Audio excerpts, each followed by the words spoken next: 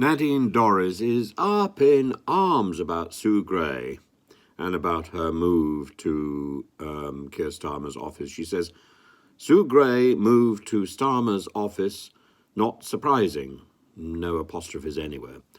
Whilst writing report, she used QC, who tweeted out pro-Labour anti-Gov tweets, whilst Alistair Campbell heaped praise upon her.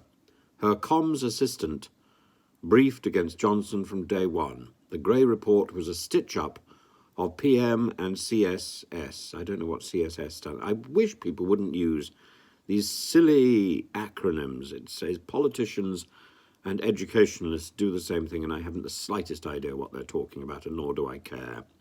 I have no intention of looking CSS up.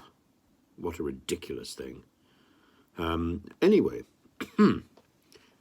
Nadine Dorries, well, you don't expect me to agree with her, of course.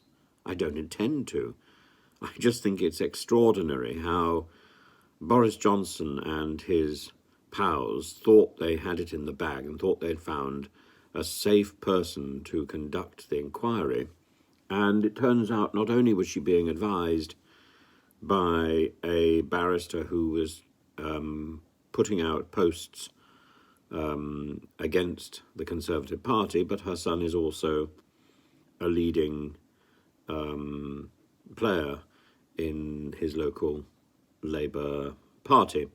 So nothing wrong with any of that. Nothing wrong with any of that at all. And now Sue Gray has been invited to head Sir Keir Starmer's office. Great, great. The only thing this doesn't mean that Sue Gray was in any way suspect. It simply means that Boris Johnson, yet again, is proven not to have done his homework.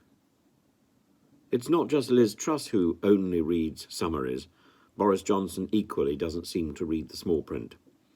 Thank God we have a Prime Minister at the moment who is diligent and who seems to pride himself on mastering the brief, a little bit like Mrs. Thatcher.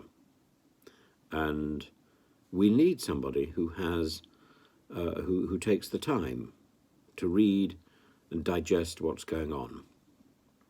I personally, I've had enough of these limp individuals who cannot be bothered to do their work and then expect to be gifted with praise.